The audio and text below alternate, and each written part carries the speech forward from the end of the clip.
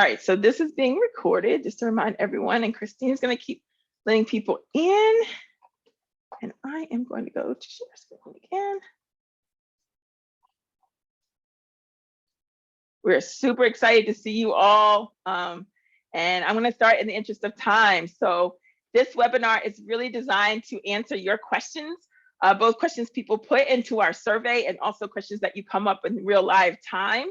So I'm just going to give some of the theoretical underpinnings of the project and things that we would imagine that we would be writing on proposals as we see them revised based on what we've been getting so far, so that you can either amend what you've sent us or have this as you go into the final push. So you can also share information. We decided to go with Decolonize Linguistics as our hashtag for this project. And there are Twitter handles, and those are on all the slides. So for those who haven't met me before, I am Charity Hudley, and I am happy to introduce also Christine Mallinson, who's doing the tech right now.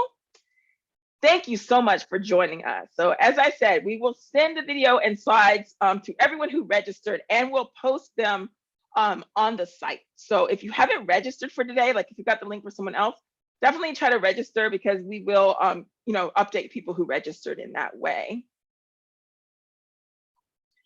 So our big thematic for these two volumes that were invited for us from Oxford University Press is that linguistics is changing. And our take on this project is that inclusion and decolonization legitimize linguistics and give us a chance for intellectual survival in the academy. So we are the change that's going to save linguistics. Like, this is not ancillary to what's going on at all. And so if we don't have policies and procedures for teaching and research and service and community engagement, and really think about that interaction, we will still be, as scholars and as researchers and as teachers, at the whim of those who have inherited power in our discipline quite articulately. And so the idea here is to build out that scholarship at the intersection of what people may have traditionally thought of as maybe the academic work and then the professional side, so that that inclusion and decolonization can be planned and be a large conversation with linguists all across the world. And why I'm so passionate about this is because I know in higher education, Black people cannot operate under the model that linguistics currently has. There's too much risk involved, because our policies for thinking about what is effective teaching, how do you really run a department, what does it mean, right? These things have not really hit our literature. And so I have seen people shy away from the discipline because of either its newness or its kind of lack of having that type of scholarly communication. And so that's why I'm really into this project and excited for everything that we'll do together. Christine and I have really been thinking about this and how it related in particular to the conversation that we had as we created and then published our papers about race in language. And so we really see this as an extension of that work in multiple directions, thanks to you all. But we're coming down the middle with this. We are really looking at what we've got as a community of linguists right now and how that fits into higher education, and thinking about the actors in this. How did we get to this place where we need greater inclusion and greater decolonization in linguistics? And how does that play out in our professional lives? So this is a graph that we created, just really thinking about where we are. And it goes all the way from graduate students and newer professors who we see being really super progressive, and Mary Bucholtz, who also is working on this, really saying, okay, who are the allies? Who are the people that are really going to help us make this progression happen? In the back of our minds, because we've been at this now long enough to say, we've had many people we know, especially scholars who are underrepresented in the academy some way, who've been forced out of programs or weeded out in the undergraduate, graduate, or faculty level based on their interests, based on racism, sexism, discriminations of all kinds. And so now we're in this space of mitigation of risk. People know that they want to do good work, but they really are trying to figure out where are the boundaries, what's acceptable intellectually, professionally, that would allow you to have a good career and advance. And so in that group, we have vulnerable faculty. These are people at pre-tenure or people who in their reviews have had issues. So they may be nervous to speak out or say things. And our argument is that there are always going to be issues if you're underrepresented in some way with how people look at your dossier or record. We've seen large groups of faculty who are still trying to think about these changes because they are happy to have a job and do the kind of linguistics that they do and aren't quite sure how much they want change to happen because that doesn't now necessarily immediately affect their day.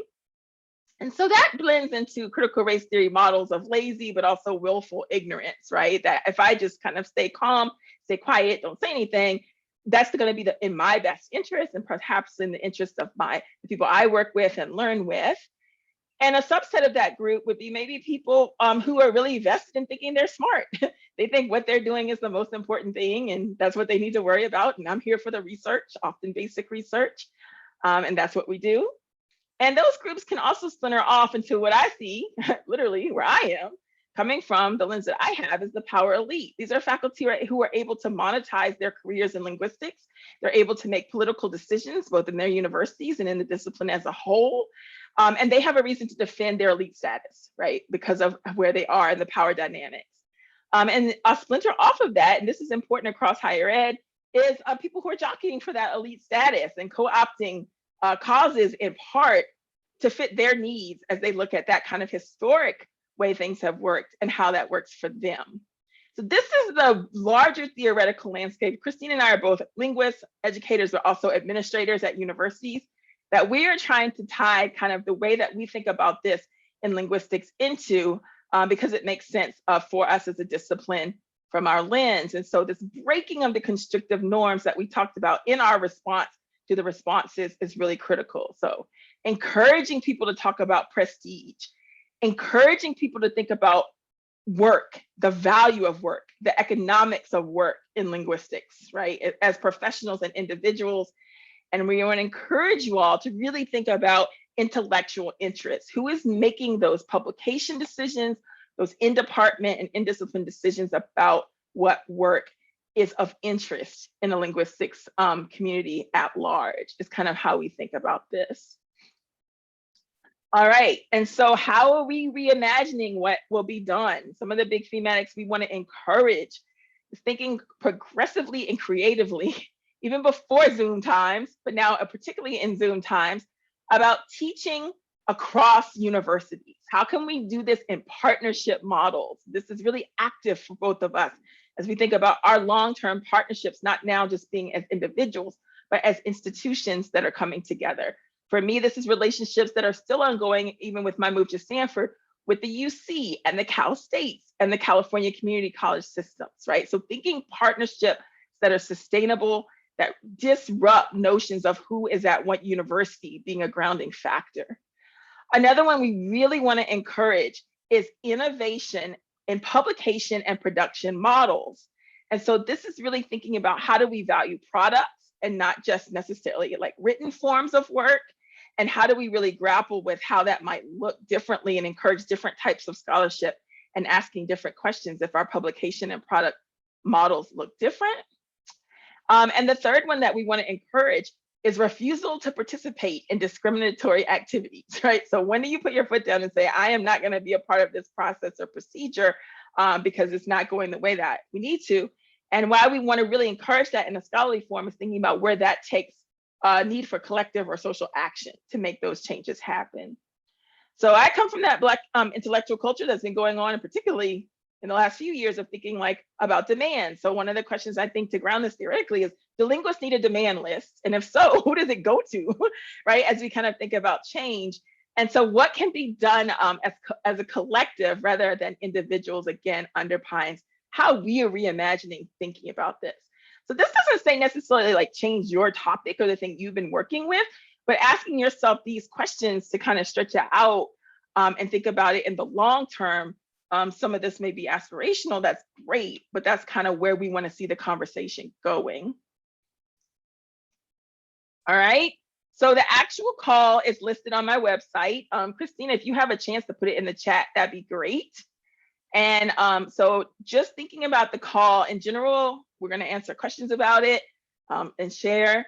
But this is something that I've been writing on the proposals that have been coming in, and I've been having meetings with people and back and forth on Zoom and phone and emails and every form of media at this time. we want to encourage you to make sure that your proposals directly address how others can tailor your work to their experiences and how they can start to implement what you're suggesting. And so we want you to kind of make that explicit and direct. And again, we don't have as much of a history of that in linguistics. So that's why we really wanted to like just say it plain. And the next piece that we really want to encourage, following kind of how we set that frame in our language series of papers, is we want to encourage you to look at relevant existing literature from other disciplines to guide your modeling. So I feel like the number one thing that I've encouraged people today was say, okay, let's not reinvent the wheel here with linguistics. Like, let's really see this in the larger literatures on inclusion and decolonization in higher education right now. And you can start with adjacent disciplinary literatures. You can go with the higher ed literatures, largely like conceived talking about this, either way or both, but that's what we want to look for. We want for a citation seeded modeling. And we are action researchers in a community model. And so one of the things that's really important is your work should make someone think differently is important. So a lot of people have been sitting theoretical, kind of, let me show you what's going on in my corner of the world. That's really important to us. What do you want people to do about it is what I usually write back, right? So if you're just detailing a situation, that's important. But then give us some recommendations. And if there's not recommendations yet, because you don't know what to do, that's where you can turn to that literature to help guide that modeling. So we are definitely value the work, the kind of description, but we are really pressing back about description being the end of it. And be explicit. Like, you can really be explicit about, this is what I think you all could do with this, my gentle readers or something like that. All right, so I am working now in a liberatory linguistics frame. Gave my first talk about this at the annual, the Association for Advancement in Science, and this is what we'll be writing on for the collection, is pushing, how do you push inclusion and decolonization even further, right? So for us, it's about liberation, coming from the Black intellectual tradition. So one of the things I want us to all try to think about in our papers is that if you're writing about a community that you don't consider yourself a part of, we really are looking for explicit discussions of the meaningful inclusion of members from that community in your research processes and your efforts to increase the participation of community members at your university, in your department, and in your research area. So that's moving away from like short-term partnership, or I'm doing this work in this community, to how is that people in that community going to be students? And that's students at any university or my university. How are they going to be faculty? How are they going to be faculty at my university or any university, right? So we're looking for intellectual sustenance in addition to participation. So that's one thing that we will be asking people, is like, how does that model lead to liberation versus a still maintenance of like a structural inequality that is more framed in like an altruistic type model? And that's hard. You might not be there yet. So you could talk about steps that would make that happen. But that is the direction we want to be going in. All right, timeline. So June 1st is our deadline for the 1,000-word proposal. You could send it in a Word document directly to me. I'm doing all of the intake and kind of organizing things with Christine and Mary, as Christine's doing the intake on Talking College. So we're trying to split the work across projects. We will send decisions by July 15th so that you have time this summer to really get cracking on it. And so then once we kind of see who's there with accepted, we'll probably do some doodle polls like we did for other projects we have, to kind of get authors to be able to talk to each other and think about the collections as a whole. And so we want to leave time for that both in summer and the academic year, so people have options to take breaks. When we get the proposals in, we'll start looking at the types of papers that come in and think about length more as a whole. So be prepared that some may be longer papers, some may be shorter. Some of you all may have like really kind of short things you want to add. If you've looked at our writing style before, that's kind of what we do. We do the long things, short things, vignettes. Take a look, if you haven't, especially at Christine's data collection and sociolinguistics book, for a sense of kind of how we're comfortable with that type of variable length type work. And so we'll be in discussions with the authors about what we think, given the different topics that come in. And for us, the reason why we're doing this more open style, it will be topic centered, right? So if we get a lot of papers on something that people are doing, like inclusion in the classroom, we may really still want those different voices, but we may not have the page length to have everyone do like a 10,000 word treatise on it. So we're trying to make that be more equitable rather than saying, oh, we have to cut this one because we already have this topic or something. All right, so these are the questions that came in from you all, and I'm gonna stop right on time. I'm gonna try so that we can get new questions from everyone who's here live. And you can put questions in the chat as we go along as well. So I just wanna give an overview of some of these and then we'll have discussion about them. So people are asking, like, if I haven't done this before in the proposal, how does it compare to a book chapter? So something that's really strong here is to just follow like a, kind of outline of the chapter. Tell us a little bit what goes through, what you're thinking about from the beginning to the middle to end, and how does it relate to those questions that we posed about sustenance and liberation? How can other people like adapt the work? You can focus that in the proposal. That will help it be strong, coupled with what you're doing. We don't necessarily have like one format style for what is coming in. We're seeing like beautiful range in that because there's so many kind of disciplinary and epistemological backgrounds covered, but that is something that we want. So if you think about it as an outline that is then in written form, that will help. Junior scholars advice, reach out to us, ask questions, have people read your draft, peers, mentors.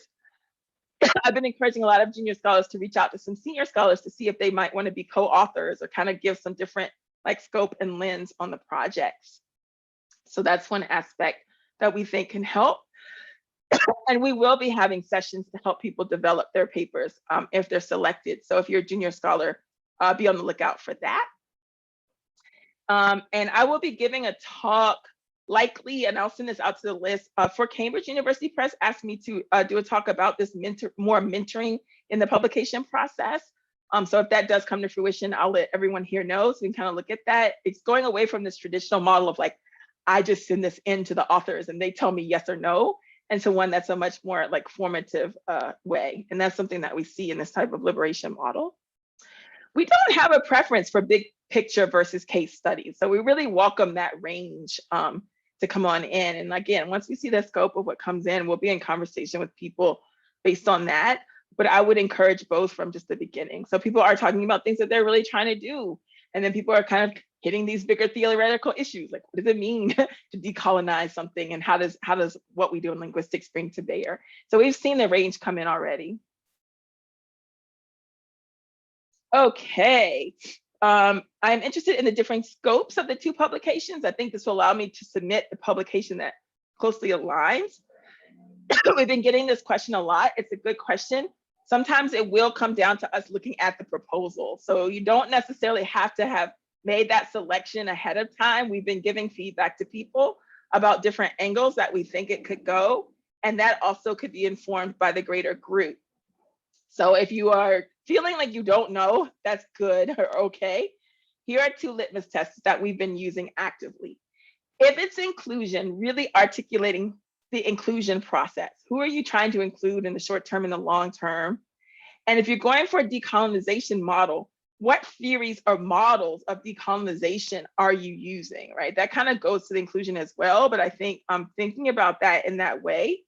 We kind of conceive both in terms of inclusion, really being about those processes that we're doing in our daily lives as linguists, as educators, as researchers, but also as professionals.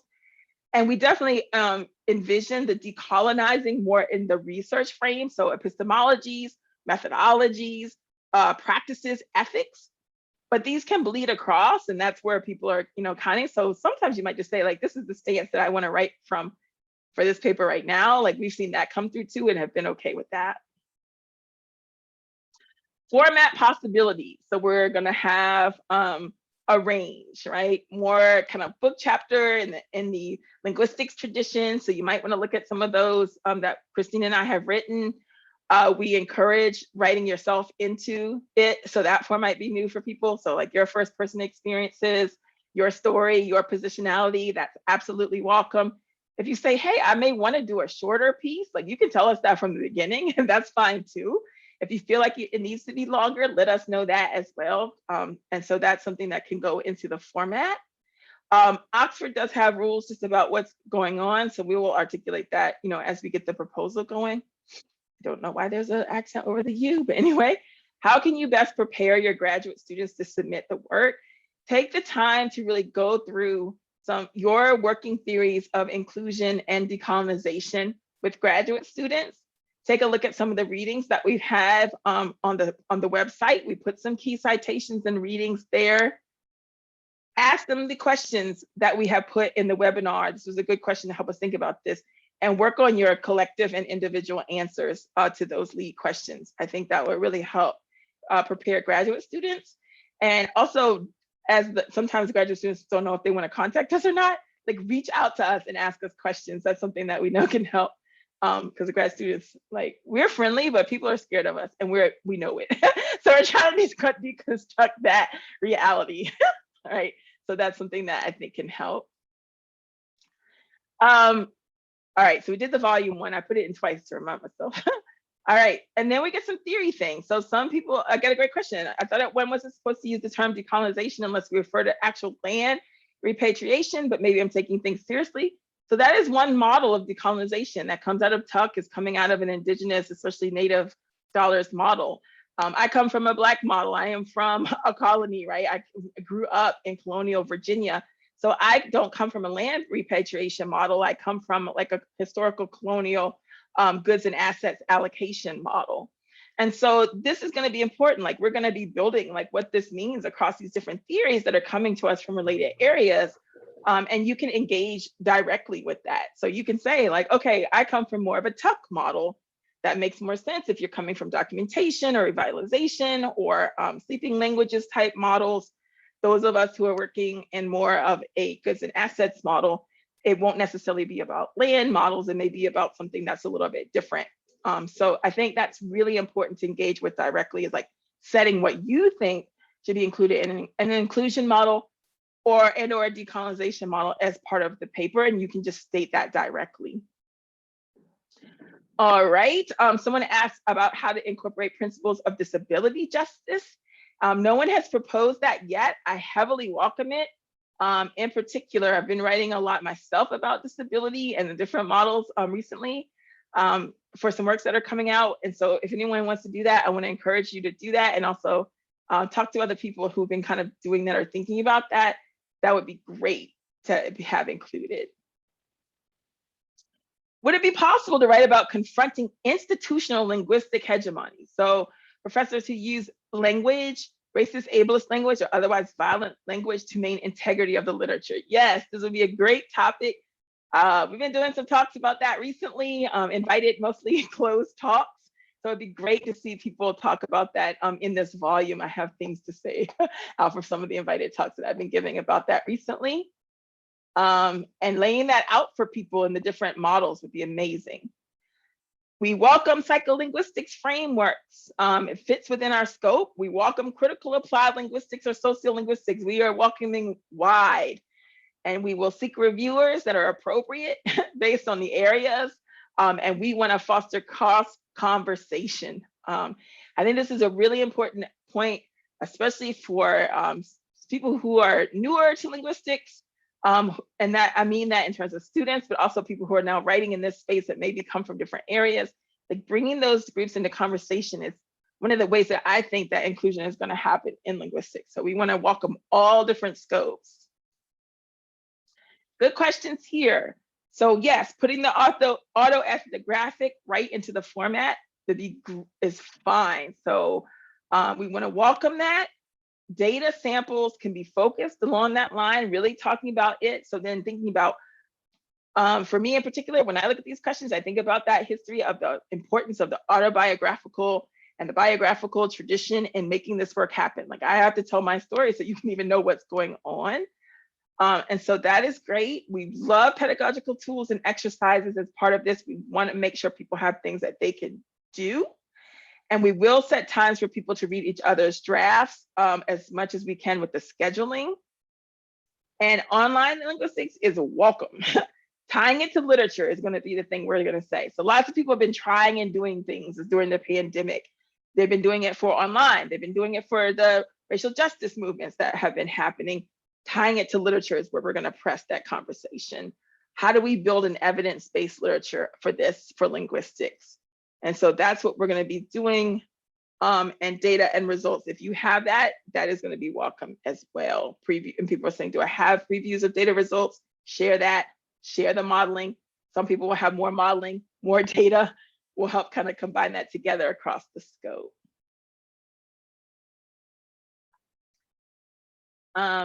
Yes, if someone wants to write administrative or leadership in linguistics, this would be really great. You could come at this from your own experiential. You can come at it from the student perspective. That would be a very appropriate thing to propose. That's one question that came in. So people who are interested in co-authoring across colleagues in what you consider inside or outside of academia, that would be great. So we will do some networking opportunities so people can kind of think about how the topics align or vary as the proposals come in. We may do large ones and then some subgroups. And then another one that has come out is it possible, oops, sorry, I have to go back, to submit one to each volume and both involve large teams? And I've been telling people, yes, like if you feel like you have different things for the different volumes, you can submit more than one. We're not going to restrict it in that way. Okay, who is the audience? That's a great question. And so the idea for us with these volumes is the audience may vary, and you can state the audience at the beginning. So it may really be for undergraduates, or graduate students, or faculty, junior faculty, senior faculty, linguists in industry, people who are interested in linguistics from an adjacent area and trying to figure out what we got going on, right? The idea here for me is that if you state the audience, that will really help us kind of understand it. Our general audience, how these will be used as we think kind of coming from Oxford to us, and that's how we've seen it in our own work. I am pitching this type of work to disrupting exclusionary and colonizing practices across generations. So if I had to pick, if someone said you need to pick an audience, I would pick late stage grad students and early faculty in that disruption model, right? This idea that let's give them something to go with so that when you go into thinking, making arguments about inclusion, you have literature to take into those conversations with you. So of course, that's going to be it's going to be important for, more advanced faculty as well. But that's the group who I see using this in a very active manner in terms of making cases for changes in their practices, in their teaching, in their research modeling, all the way through. So that's how I think of the audience for this. This is why I'm like doing this all day, and because I got large numbers of grad students who we don't have a professional literature for. And I know as we put those into an underrepresented space, that's going to be an issue. And even basic things like tenure. How does tenure work in linguistics? Like, who's ever written about that? These are important. When I went up for tenure, I used them from MLA, right? Because I needed something to help guide, how do we talk about this? So that's how I think of the audience. All right, so the timeline I gave a little bit earlier. If you have questions or issues that come up with COVID and the timeline, just really reach out to us. We are also like in the COVID crunches, so we will really be honest about what we can handle or not handle in terms of like the timeline.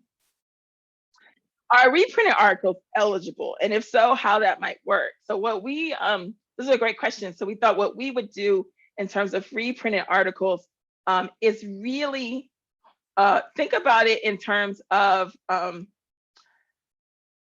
yes, we will take the reprint, but we're going to ask you questions about extension. So what are the conversations and insights since that article happened? What are things that you might add? How does it fit within the scope of the collection? So I think the best way would say, if we're going to do a reprint, we're probably going to give you a little bit more work, right, to round it out in terms of other things that have come in already and joining these and dealing with these theoretical underpinnings in particular. And if you come back to us and say, oh yeah, we really dealt with that directly in terms of inclusion or decolonization, we might push you, to like incorporate more literature that draws it out for a larger readership than where you may have published it originally. So that's kind of how I see the reprint process as being an update rather than just a straight reprint. Yes, is adaptation of active learning curriculum changes and intro courses within the scope of inclusion? Absolutely. So that was a direct just inclusion question. And I wanted to then share our priorities with this. So these are the priorities in terms of our inclusion priorities. You may have other ones. So if you have other inclusion priorities based on kind of that scope, put them in conversation with ours. It's just a good way to start that conversation. And these are just in our paper in language, right? Just in terms of thinking about how do you prioritize that inclusion scope. So you all may have all different topics, but these are kind of some of the thematic questions that you might want to answer as you run down like your inclusion action or activities that you're describing. And so that's just, you can answer these directly. Like they don't even have to be like all thought up. Like you can just like start to answer some of these. Like, we want to learn, we want to have that type of conversational sense with this.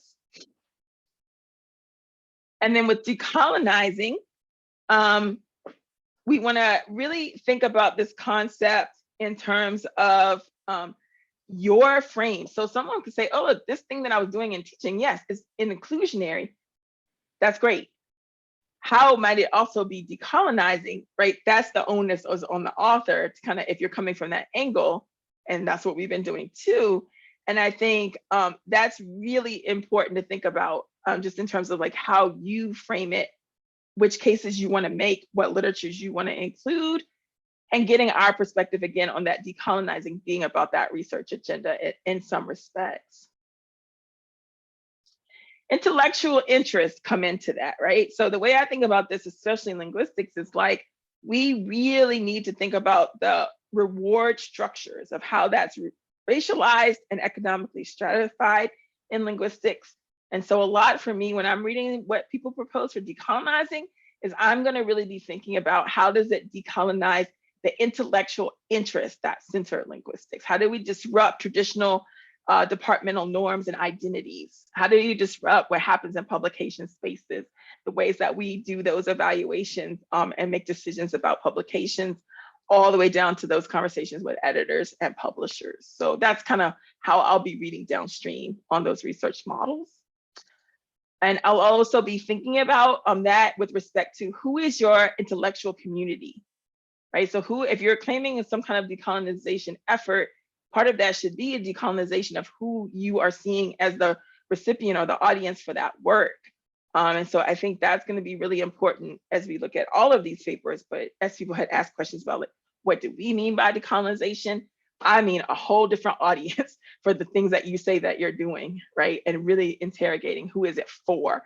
That's really been important. A lot of the ones we've come in so far on this have been like, oh, I'm doing this thing with this community. Okay, so how does this work now in conversation with the community? Who in the community is reading this work and doing something with it versus you doing something in a community, coming back to the mostly white linguistics community and telling them about it.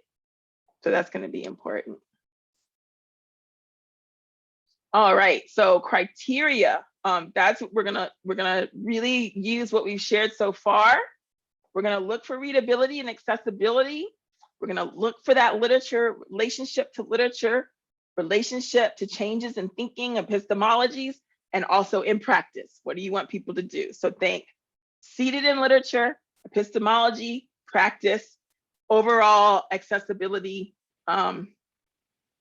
and then we'll look at that in terms of the scope and sequence of the other papers. And so what is going to make it stand out is if you go back to these slides and go back to this video, and in the conversation time we have now, hit the questions on the head is basically what's going to make it stand out to us as we read through.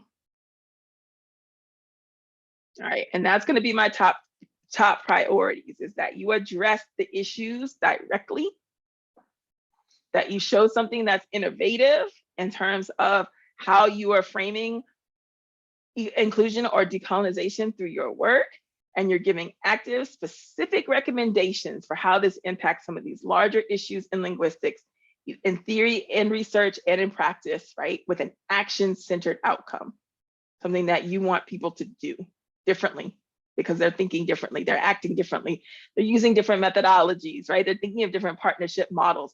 They're changing the way they teach their classes, right? They're thinking about the ways that their department does evaluations are structured. You're thinking about your publication practices and how you do evaluation in journals, right? You're thinking about the ways that we have framed who is a senior scholar. We're thinking about all the way to the core of what linguistics is and how do we see the disciplinary boundaries and intersections with other areas. That's how I think about it in priority. All right, so here's our contact information. Email change for me, so be aware of it. I moved already from UCSB to Stanford. I'm still at UCSB technically until June 30th. That email will stay on, but I'm moving emails, and I will here have administrative support because it's a wild scene up here. All right, so those are the contact info that you will have. And now I'm just gonna stop share so that we can see each other, talk to each other, and have time for question and answer. I did not read the chat as I was going, but I will look at the chat now, and I want to encourage people to ask us questions on the recording so that people can hear it and kind of think about it. And I want to encourage you all to follow up with us based on this. And like I said, I will post this like today. So I will, stop this. I'll post the slides, I'll post the recording so that people can have, publicly can have access to it. Yes. You did a great job. And I was going to add one more thing too, is tell us about your ethics in your articles as well, your chapter contributions. Talk about your IRB approval that you got, or REB. Please indicate, how you worked with a community, or if you worked with a particular data set.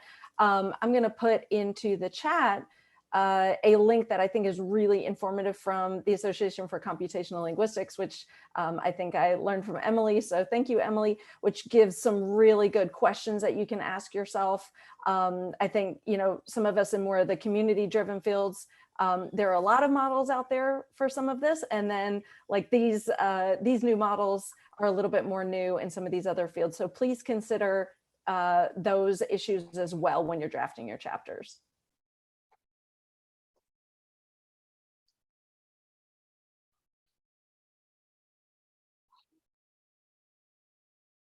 All right, I don't know if you can either put the questions in the chat, or you could just use the raise hand function if you have questions.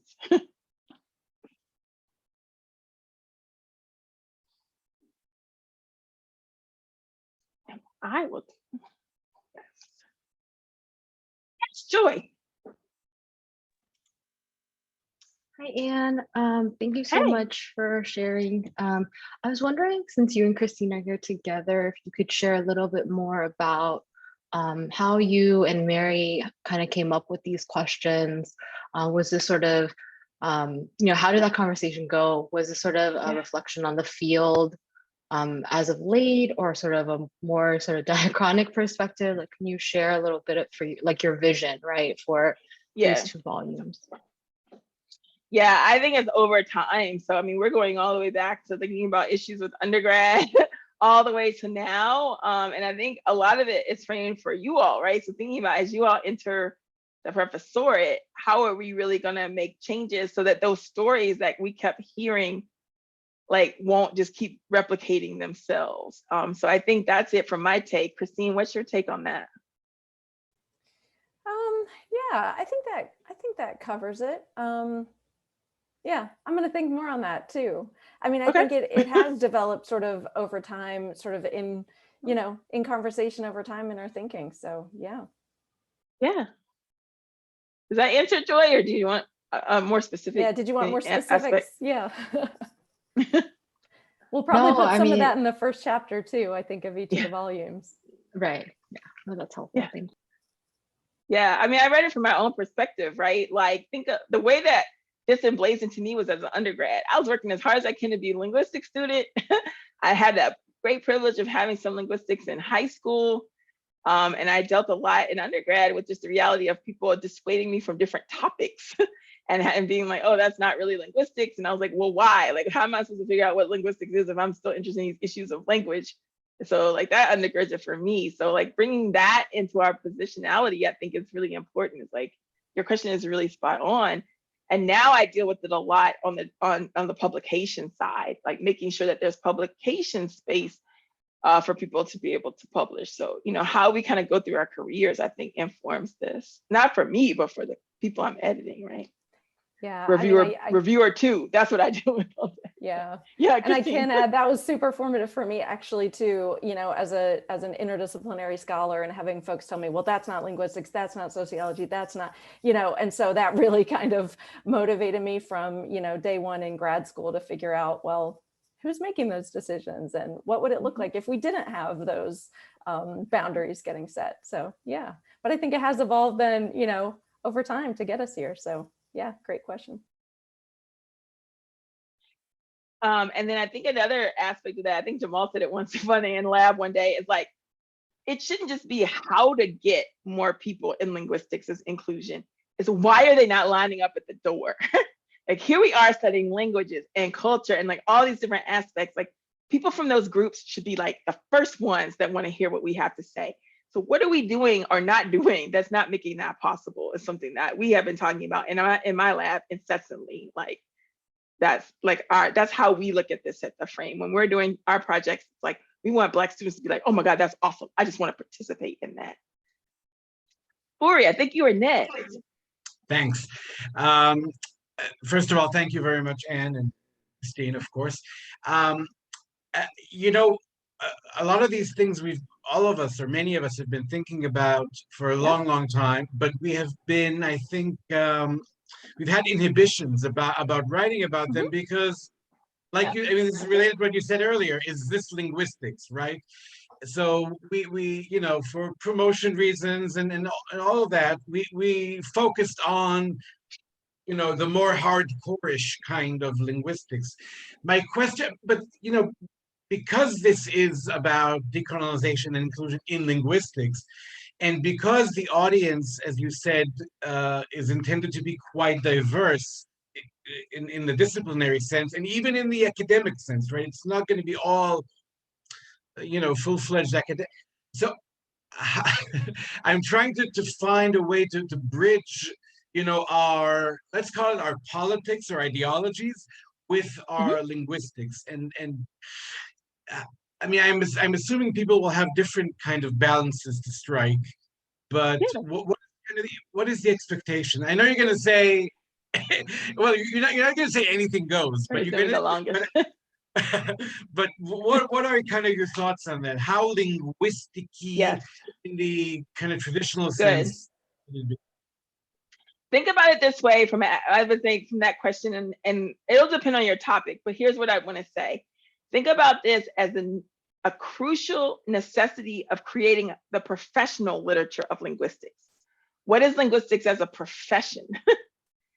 Right? And documenting from that perspective, those of us who find ourselves in these issues and these areas of wanting to be inclusive or decolonize. So from that perspective, most what you would call hardcore disciplines have a literature of the profession that we as linguists do not have. That is the autobiographies of scholars, right? That is seeing how people have gone through. Like, I deal with this all the time with the literatures in STEM, right? So I think the issue is that we have hardcored ourselves in linguistics out of like academia because of like this little pocket of ideology that those literatures are not necessary when they are crucial to the survival of a discipline. So that's how I think about it. Like, we need documents on tenure and promotion. We need documents about what does it mean to teach an undergrad. We need documents about how to set up departments and programs, right? That are seated in scholarship, seated in the experiences, right? To start the scholarship. So that's kind of how I think about that issue. Like, just how you put it, like, it's put us in a conundrum because people say, well, what are the guidelines for thinking about how to set up a graduate program in linguistics? Like, what literature do you go to? So I would say, think about it that way to kind of help with that bridge at first. And when you think of it that way, when you look at other disciplines, those literatures are overflowing in many areas, right? So that'll help you kind of see what those genres look like. Go ahead, Christine. No, I was going to say, speaking of literatures too, some folks have some really good ideas going on in the chat about repositories of citations. I think I saw Mary come in. Hi, Mary. So I know that our article in language, we sort of thought of the bibliography as being a really good starting place for some of that. But we might be able to do, like Claire said, a shared Zotero library or even a Google form where we can collect some citations that folks want to share and figure out a way to kind of retain that repository and share it back out with folks. And then someone asked about multidisciplinarity. Yeah, I mean, I think as long as some of these guiding questions are at the core of your contribution, we would love to see multidisciplinary, interdisciplinary contributions. Great. Is that all the chat questions, Christine? I wasn't able to keep up. Yeah, okay. yeah, no, you're good. I think, okay, great. I think we got them all. Yeah.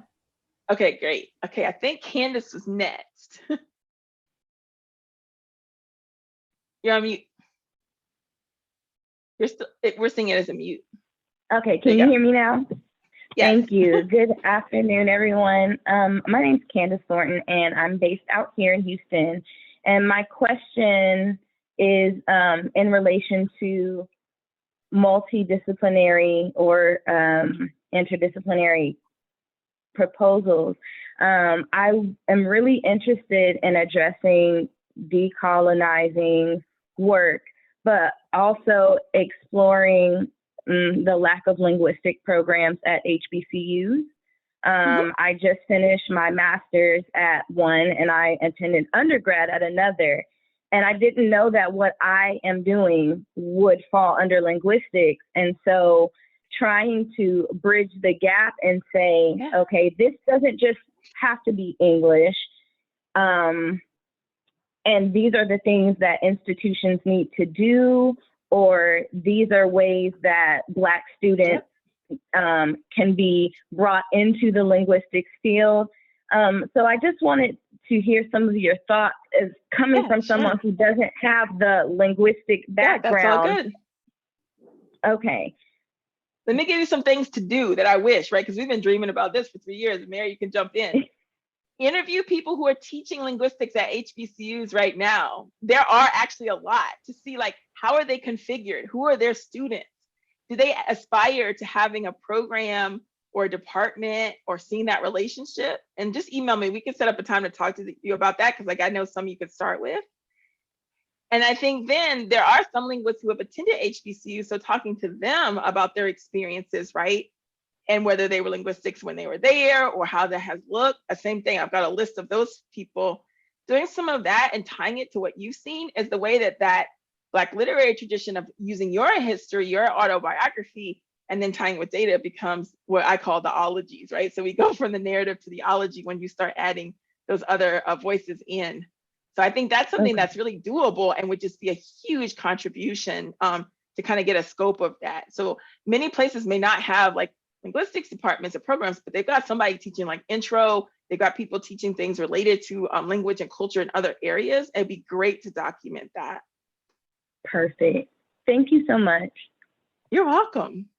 Yeah, and I would just add there that I think one of the things that will be really valuable for that kind of project is highlighting how linguistics needs to change and expand how it understands itself in order to more effectively support HBCU students and frankly, all students. Like, you know, there's a lot that the discipline could be doing to be more inclusive, to be more interdisciplinary, to recognize that not every student's going to aim for a PhD in linguistics, but there's a lot of tools and insights that they could benefit from if we think about linguistics in the right way. So I think this will be a really important contribution. Thanks for your work.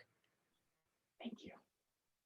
Yeah, just email me, Ken. It's like with the other authors, like I've been giving, you know, feedback and things. I mean, we're going to get the big spell to give it up, but like if you want to talk before the deadline, just let me know. All right, I think next was Eris. Hi, thank you so much for all of this information. It's really helpful. And so I was thinking as I was listening to both of you, but to Christine talk about the ethics and talk about being explicit about your ethics and this practice that we've been talking about in naming how we're interacting with our communities. I, for my own work, have been also thinking through how this project, the project and what we're doing is inherently political. And I'm wondering if this might be a good place to talk about the politics of decolonizing linguistics and what that means in terms of how we're naming things and naming the topics that we're working on. Particularly, I talk a lot about Black Spanish varieties that are used by people who are not Black all the time, but I'm still politically choosing to call them Black Spanish varieties. So I'm wondering if this would be a venue to talk about those political decisions that we make as linguists when we're doing our work.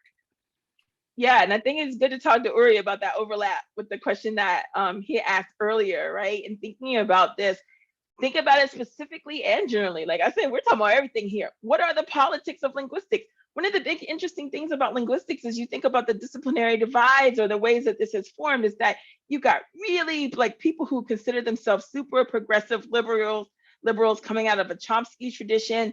But when that mixed with psycholinguistics and computer science, we got everything going on from the libertarian to some interesting shit these days, like on Facebook, like documenting the politics reality of what's going on. That is appropriate. Me and Uri are over here in this ether space of liberalism, like trying not to get shot. And then you got other people over here doing a whole different situation, right? And that is something that needs to be documented in the discipline.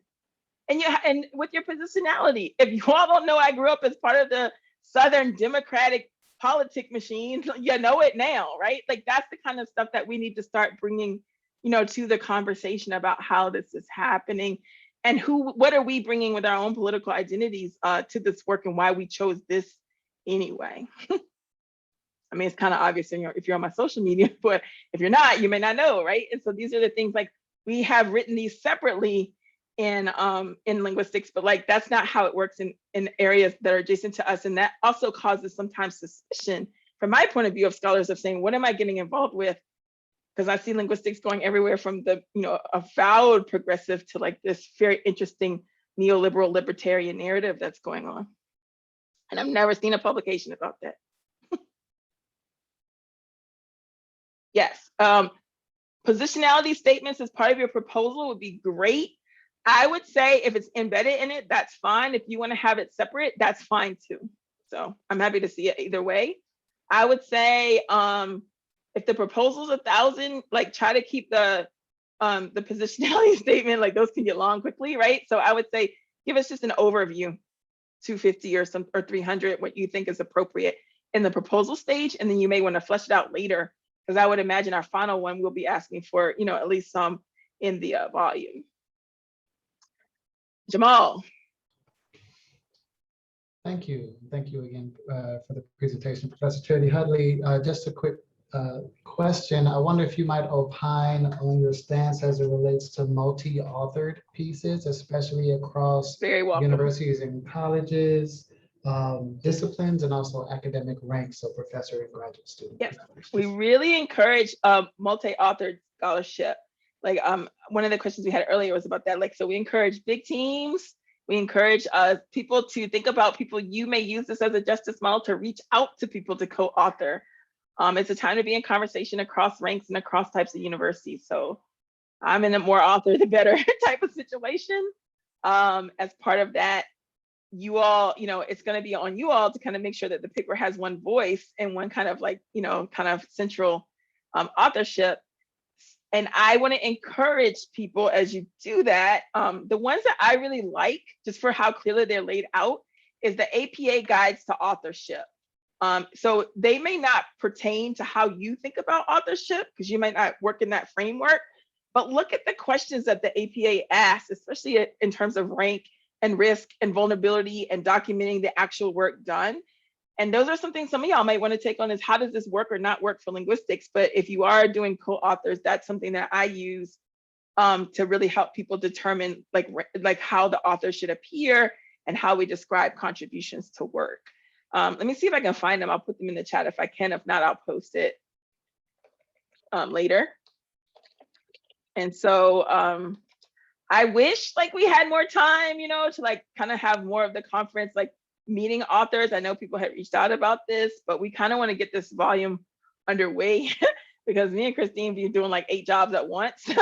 So if someone else wants to organize like a meet and greet for the authors or something, if you're looking for partners or whatever, let me know. We could try to facilitate that as best we can.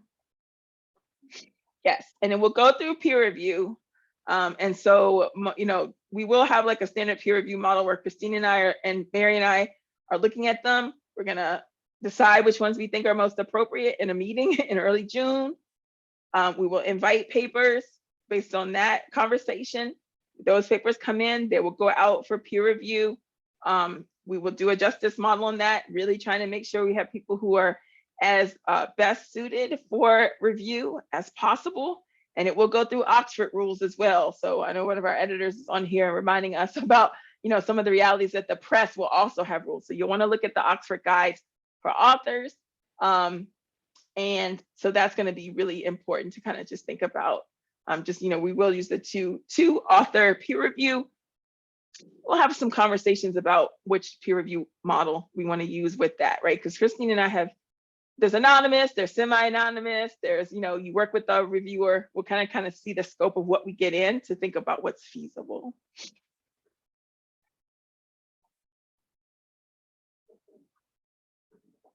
Other questions? We're going to keep this like to an hour so that most of it is on video. I know this will probably make more questions and answers. Feel free to send them my way.